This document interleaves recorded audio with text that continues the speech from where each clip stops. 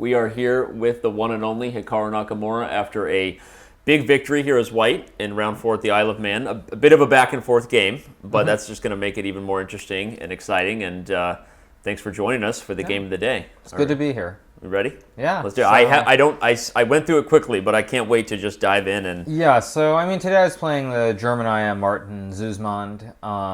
I don't know much about him. I mean, I know that he was the inventor of one of the main lines I played in the Queen's Gambit Declined, or at least the first game he played was in it. This line I played against Sergei and everyone else.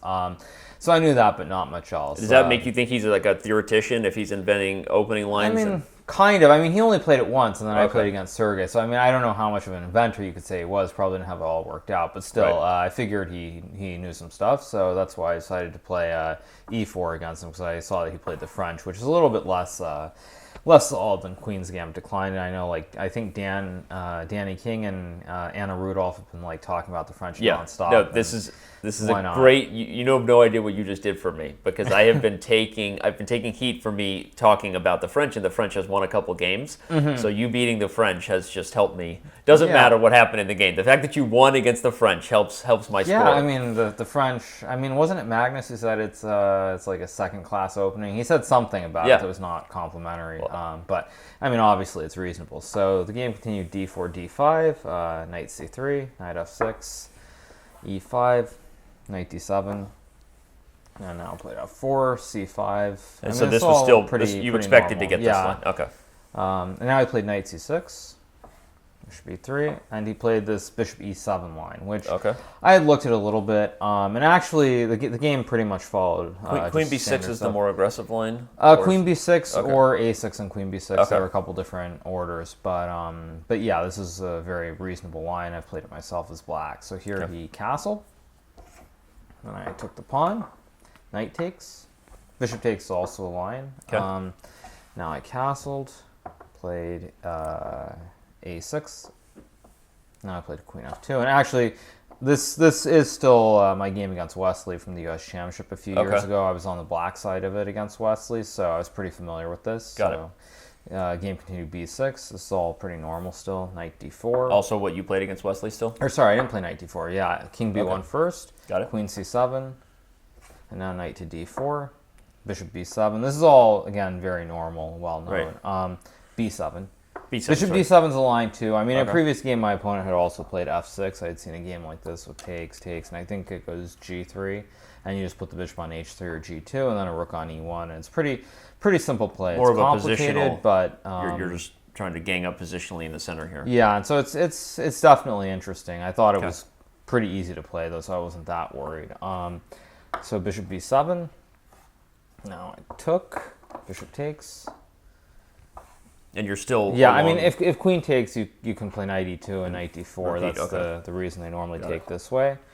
So now I played bishop to d4 to prevent any d4 and what's your? I mean, I know both things may happen, but from a strategic perspective, you have the long-term idea of kind of playing against the bad bishop, keeping the structure, but then you also have an attack. Like, what is your balance here as far as? You're not going to try to win the race of the attack. You're trying to play for the long term. It kind of depends here what black does. I mean, I can very easily play g4 and f5 depending. Rush. But I mean, the main thing about the setup for black is it's very flexible. So it's it looks like f5 is always going to be an immediate threat, but f5 in many cases will backfire because black can just play f6. Black opens it up, and everything opens up, and it's actually completely fine for black. Well, that's why I asked, because you played a move that is.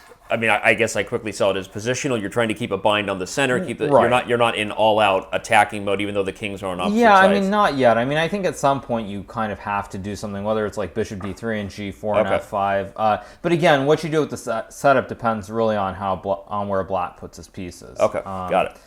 So yeah, my opponent surprised me here. Here he played bishop b7.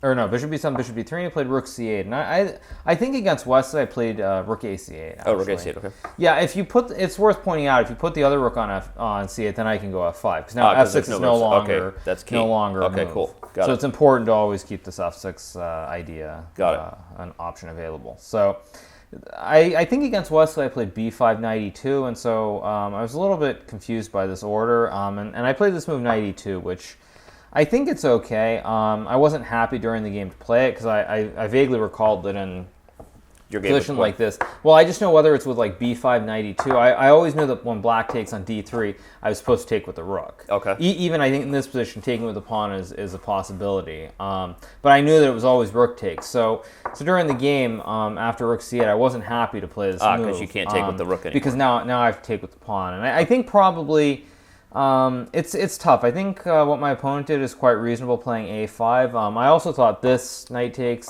bishop c5, queen e3, and something like a5 should be completely fine for black as well. The point being, you're just going to go bishop a6 and put pressure on this pawn. And probably something like rook c1, queen e7, rook c3, rook c7, rook c1, rook c8, and then bishop a6 next move. And I don't really see how white can be better. Right. Well, it's kind of a staring contest here, right? You never want to take it, but they don't really want to take and put the knight there either. Exactly. Right? Okay. Yeah. I mean, whoever takes, it's gonna favor the other side. Right. So. I think a position like this is probably pretty even. But understandably, my opponent didn't want to go into this because I think he figured long term it's some end game, and very easily he could end up being completely lost if there's some sort of knight or versus bishop, if I can force him to exchange. Something could go wrong. So I thought a5 was a very reasonable move in the game. Got it. And I mean, I was very happy to see a5 at first, but I kind of was trying to follow my Wesley game that I mentioned earlier, so I played this move knight g3, and I think actually this is a very bad move, because after the very thematic f5, I think I'm in trouble at least. I think black should be the only one who can claim an advantage here. And so did you not expect f5, or did you have an idea that you underestimated it? No, I saw this f5, but somehow I thought that, what did I miss? Yeah, I thought I could take and play something like knight h5, or, I mean, well, let's just say knight h5, because it's more logical. Takes, and I just simply. I mean, it seems strong for you he can just play like queen f7 here. And now the point is that after g4, I think he can even play. Can he kick you out, maybe? g6, rook g1. I saw during the game, and I wasn't so sure. But I thought even something simple like, was it knight d7? Let's see. So let's say g6, rook g1, and now. What did I see here? You're worried about him coming around, or no? But then b6. I think I was worried about something like knight d7 here. Okay. Maybe it wasn't this position, but there's some position where I was just a little bit worried about what would happen here, because I mean the knight's great here, but I don't really have a threat at this either, so it's kind of a little bit double-edged, and I was just worried about what might happen in this sort of position. So that was my original plan, and then I maybe it would have been okay, but what I did was probably even worse, because I played knight h5 and I completely overlooked bishop c6. Got it. And I don't know if it was the same line, but I vaguely remember there was, speaking of, pawn structures and these sorts of things, I vaguely recall some game, I think it was Ray Robson against Yuri Vovk, maybe it was in the World Cup, and I vaguely recall there was some bishop c6, bishop e8 against this sort of knight h5, g4 idea. But I didn't think about it during the game. Then as soon as I played knight h5, it's like, oh, you can go bishop c6, bishop e8, and what exactly is the knight doing here? So I kind of started bluffing here. I decided to play queen g3, and now my opponent played bishop d8. And this is the first inaccuracy. I think rook f7 was much stronger here. Now, I'm not sure if he was worried about bishop takes c5, or he just thought I would retreat and play knight f6, because, I mean, it does look very scary. Let's just say and is this because you think he should keep the bishop on this diagonal and go to f8? Well, it's more that I don't actually have a threat. So, like, let's just say he plays a bad move, like a4 here. Then I have this idea, knight f6, king h8, and knight takes h7, I think. Or maybe bishop 8. Actually, maybe bishop h5 first. This is better. And I think it gets pretty messy. Maybe here black can somehow survive, but it looks dangerous. So the point like is you're taking knight and then the bishop check bishop g6. And, okay. Although I don't know, maybe bishop g6 he can even go king h6. Right, that would be wild, right? There's this little move. I mean, this might we're missing. Yeah. Okay. But okay, I mean, it's very dangerous. It's very dangerous to allow. And but the point is that in this position, after rook f7, if I play like bishop e2, he can play a simple waiting move like king h8. Okay, and you're just running out of threats. Yeah, and I mean, I also feel like black's a lot quicker on the queen side. So I thought rook f7 was better, but I felt that maybe during the game he was also maybe worried about this line, which leads to very interesting play. Yeah, okay, let's say he takes with the bishop first, in case he gets scared or something, which I'll show in a second. After queen h3, I think white's doing quite well because I have just g4 next move, and black's way too slow on the queen side. Right. Yeah, black needs the knight. I guess he didn't want you the to interesting one is takes, and there's this tactic, and it's I think this is good for black, but I kind of saw this during the game, but I felt that I probably would have gone for it anyway. So takes, and now I think it was queen h3, and I felt like after takes, black probably should be winning here somehow because you can probably run the king straight back. So if I take here, something like king g7, rook e1, and something like bishop f6, rook e6. Rook f8, and I figure black should be safe. Right, if he can get out, he's got the bishop. h8. So yeah. I mean, somehow, I like I said, I would have gone for this anyway. I would have just taken on h5 and played this and figured, okay, somehow I'll sack an exchange and make a draw something. Yeah. You know, right. Kind of like that sort of attitude. Yeah. But I think objectively, this should be quite good for black. Or maybe he'll miss rook c6 and you get d5 too or something. Yeah, I mean, I kind of saw these sorts of things, and I mean, I figured, okay, black's better, but maybe he won't see it, and I felt that it made more sense than. But it makes sense, though. I guess he didn't want to lose his knight because he wanted the knight for the attack. Right, exactly. I mean, I think as he mentioned after game briefly, I think he just felt the knight in h5 was really strong. But I think it's optical. I don't think the bishop is really or the knight is really all that strong. Right. So that bishop means the bluff worked, right? You said you started bluffing and it worked, right? Yeah. So he played bishop d8. I mean, it's still a bad position. I think. I mean, like when I say I'm bluffing, it's because I thought I could have been much worse. But I still think it's much easier to play for black here. And here, I mean, again, it was tough because I could have probably done something like bishop takes c5, b takes, and something like c4, d4, and just taken a slightly worse position against something like queen h3 to go g4. But again, I felt like it's better just go all in and not not even try to be worse. Either just lose or win. Like one way or the other, make sure something happens. Right. So that's why, yeah, in the game I played bishop e2. And now, I think, okay, he played bishop a4, which, it's tough, because after bishop a4, the big dilemma for me was whether I should play rook c1 like I did in the game, or just play the simple b3. And, I mean, I really wanted to play b3, but then I realized after knight e4, queen g7, queen takes, knight takes, he can just take the knight. Mm-hmm.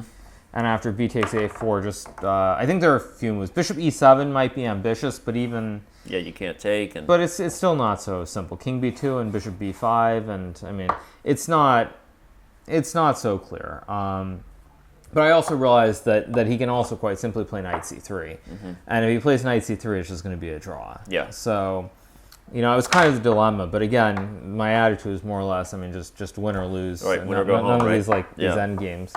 So after bishop a4, I played rook c1. And now he played well. I didn't think he would actually go for this line with knight e4 and bishop takes c2, but grabbing the pawn I think is in fact correct. Okay. Yeah, I looked at it. I told you I looked at it quickly, but I was like, oh, I think Hikaru's defending because I didn't see the forced win for black. I didn't see where yeah, black I mean, the thing here. is, I mean, also after queen d7, my original plan was to play bishop a6, okay, rook a8, and then just take and play it like this, rook takes and rook c1. But I felt that after g6, for example, maybe g6 is too ambitious, but I felt like somehow here black should be completely fine. Maybe even just b5 is and you said simpler. g6 is too ambitious because of the knight well, comes f6? I don't know about knight f6 Oh, now. I see. Yeah, and some rook knight gets f6 and Got the rook it. gets in. Okay. So that's why it's kind of messy. I mean, maybe I probably should have done this anyway, but when I saw this position, I didn't see a clear-cut way to continue here. Got it.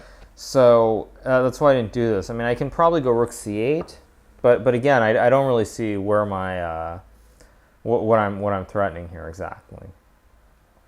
And even here after rook c8, maybe now you can go g6 also, because now if knight f6 you can take with the bishop maybe. Got it.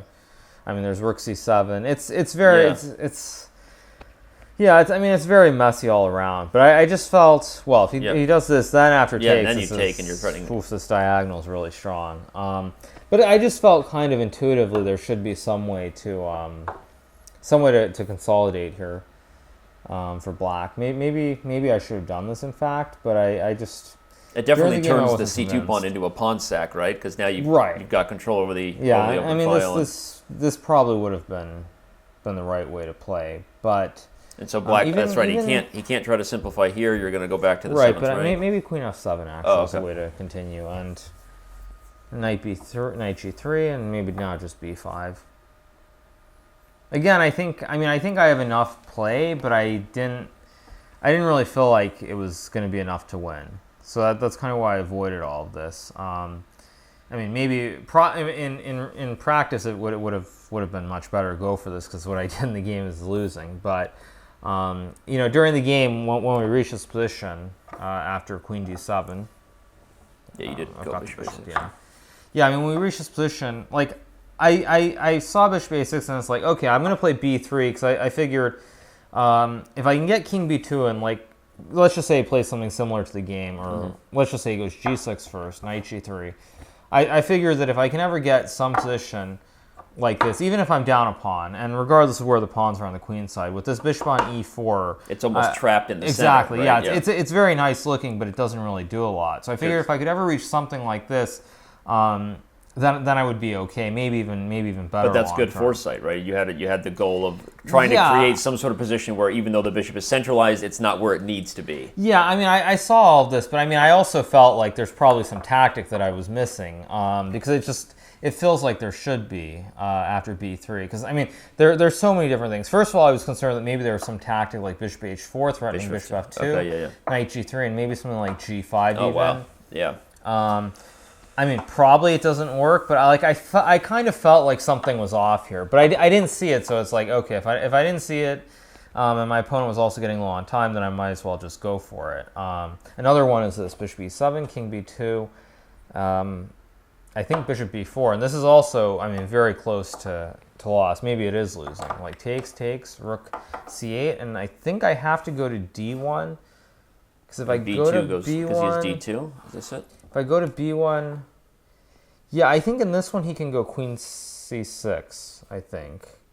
Yeah, queen c6, and now I can't... I mean, if I go bishop d3, is knight d2 check. And bishop c... and like king b2, bishop c3, and it's all over. And there's no rook c1 because... Or wait, here do I have rook c1?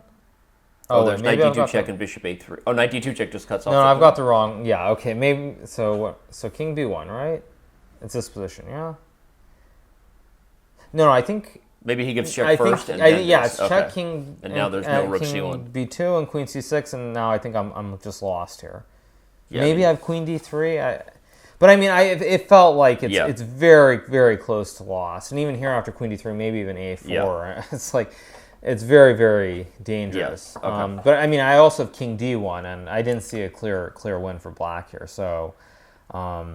I mean, probably I would have gone for this, but yeah, it's very hard to play for sure. Yeah. Okay. So I mean, I felt like there should be some tactics, but yeah, I completely overlooked this idea: a4, king b2, all these a3 sort of tricks. But I mean, I figured like at some point, if he doesn't see the tactics, he's gonna have to go g6 like he did in the game, and then I'll get something like like what I mentioned before, and then there should be no problems. And yeah, I mean, having briefly looked at this after the game, I mean, I now know it's losing. But during the game, I didn't see a clear-cut tactic that was just winning for black. Is that kind of like a principled thing? Like if you don't see a win, you didn't see a win for him, so you went for it. Yeah, I mean, kind of also that goes back to me just not playing well recently. I mean, it's just I think, what was it, in the Olympiad especially, like I wasn't playing well, and more often than not, when I wasn't sure, I would just take the easy way out, just make the draw and avoid any danger. And so I kind of decided, if I get these positions where it looks bad, but or I can keep the game going, and it feels like it might be bad, but I don't actually see a win, then I'm just going to go for it. Well, you feel like getting a victory like this, then even regardless of the back and forth, does that help you kind of find your form? Yeah, I think just winning is the winning in general. Thing. Right? We're just winning some games since I haven't won much lately. Right, is important, but yeah. So he did find a4. So a4, yeah, king b2. He traded, and now he played g6. I think did he trade or did he play g6 first? No, actually, sorry, he didn't trade because in the game he played a3. So no, he played g6. But I actually felt like takes, and yeah, I mean, I know now this is winning, but I was very worried about this too, like some takes and. So he trades first, and then rook c8. I think bishop a3 is just one. Yeah, bishop a3 is just a move. Right, so you got to play king b1. King b1, and now I think takes, rook c8, king b1, and I think, yeah, just queen c6 again. And it's the same thing as what I mentioned before, where here I have to go, I mean, I can go both, but I think bishop d3, no, bishop d3 just knight c3. Okay. And when I go queen d3, I think just bishop b4, and the knight's coming to d2, and then the a5. Yeah, knight d2 followed by rook a8 and bishop a3, and I think this is just over. Maybe there was some sort of subtle idea where he missed this retreat. Well, it's very hard. I mean, because Yeah. you just basically, you're just saying, okay, I'm down a piece, but I don't care. Right, but easier for computers to find that, but not of for course. Yeah. But I mean, I think this is just completely winning. So I was very happy in the game when this didn't happen, or actually not even just when this didn't happen, but when when we got to this position. Yeah, I was very happy when I saw g6 here, because when he played g6, I knew after knight g3, the tactics were never going to work, so I can always exchange the knight. So I knew there would never be any no longer in danger anymore. of just getting mated. Yeah, so he took, and now he surprised me. He played a3, which I think just loses, kind of, because we get the same. I expect him to play bishop e4 here. The point being that now I think I have to take and play rook c1. And I think after queen, let's just say d7, b4, this should be very good for white.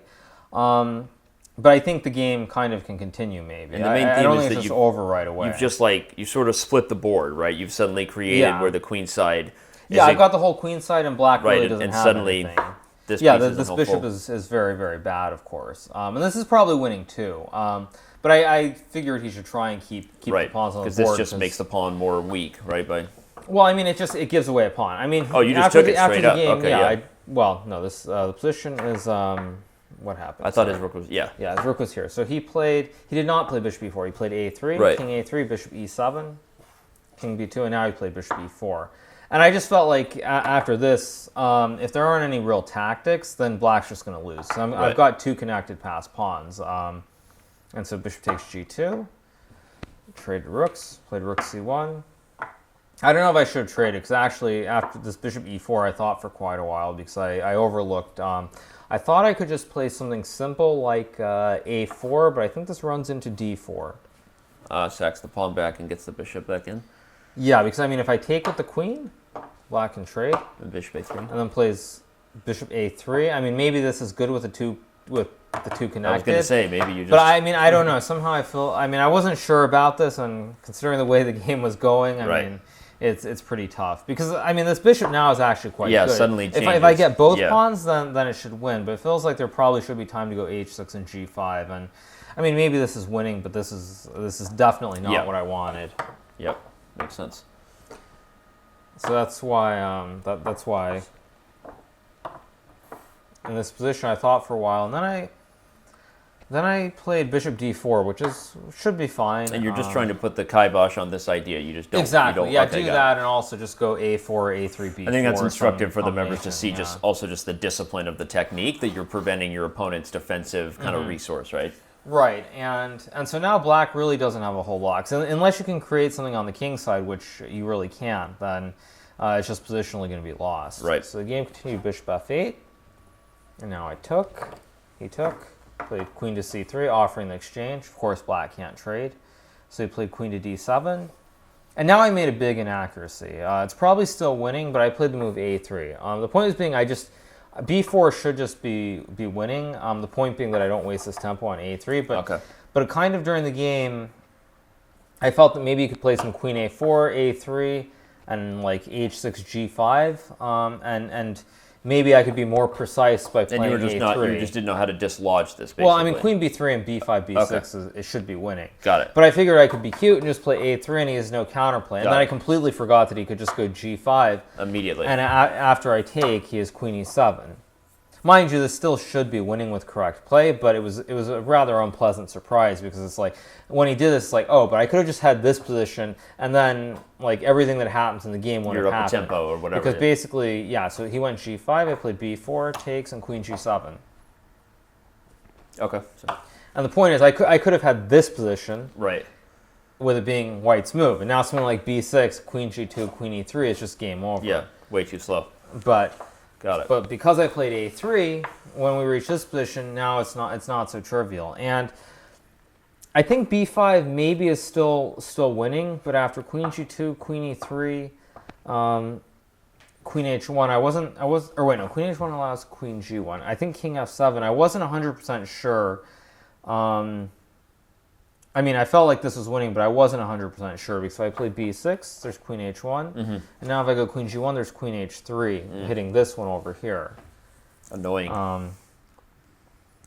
So, like, I felt like, I mean, maybe bishop d3 is winning, but already it's like something's gone wrong because it's not clean at all. Right.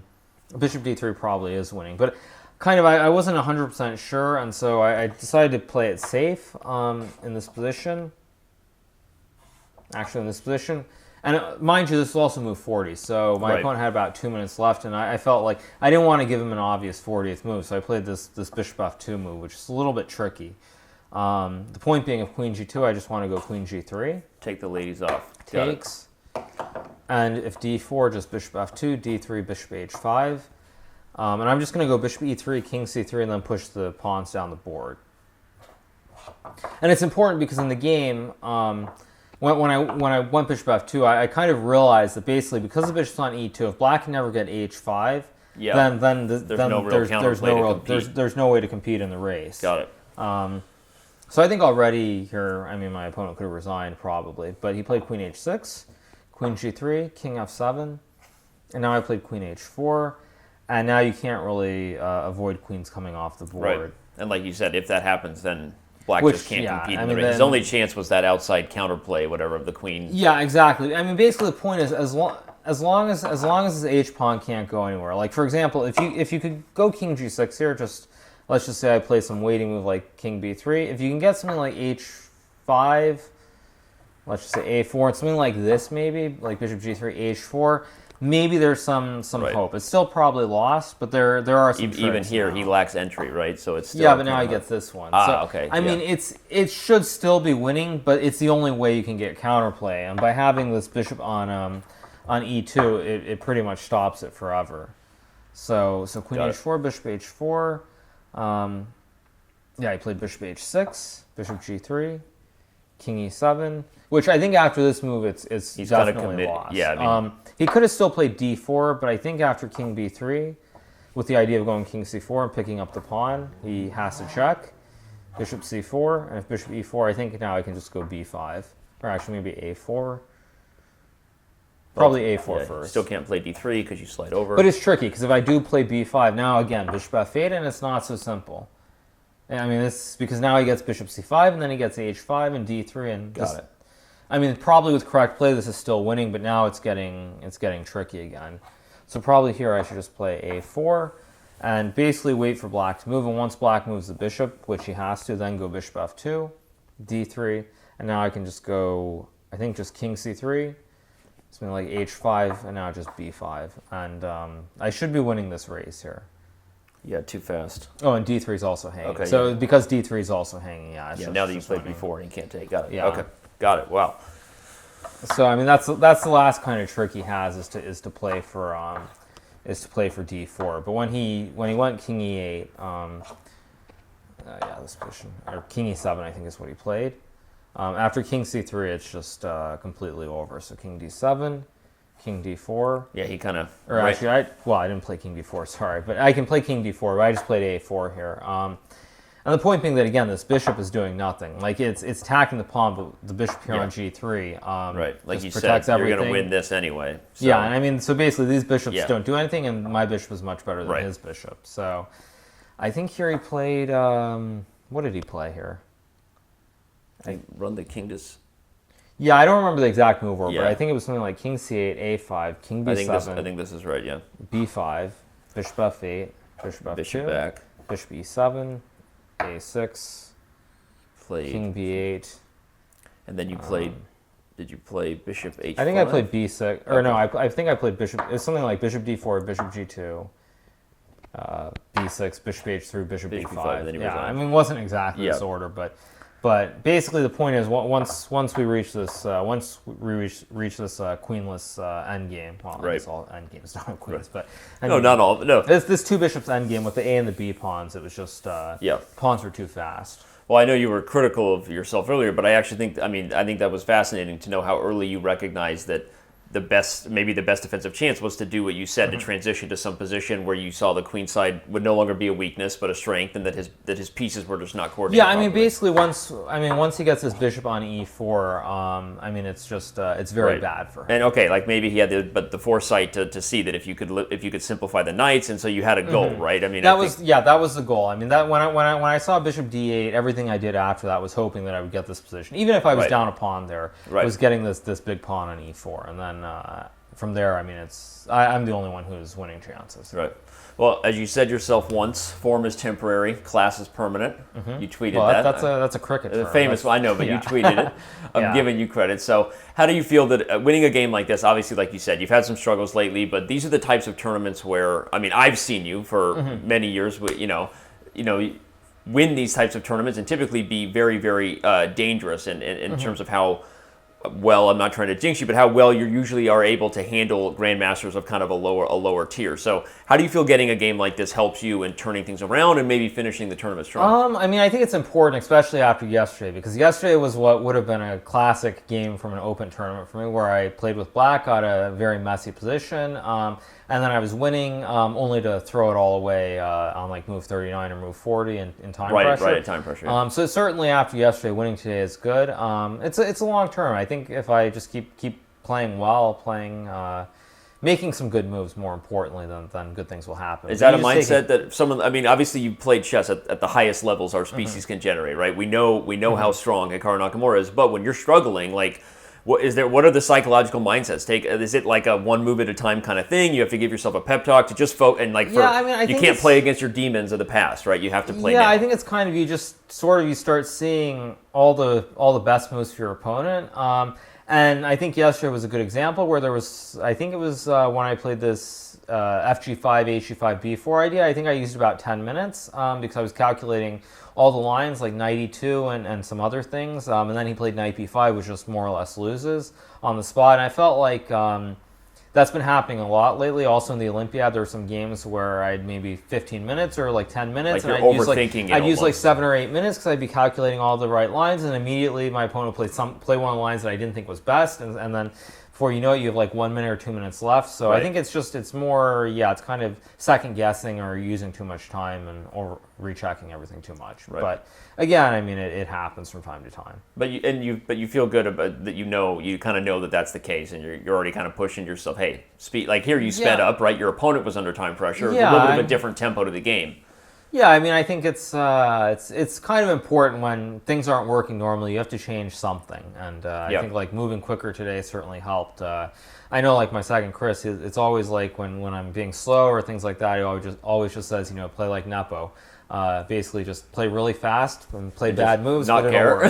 Yeah, I think people have seen enough of Nepo's games to know that like most of the time, like he just moves really, really fast and not always the best moves, but you confuse your opponent and then something good happens. So just kind of trying to move quicker today, and it worked. Of course, it wasn't a great game, but I actually was happy that I saw this positional idea with this bishop on e4. So at least some things worked.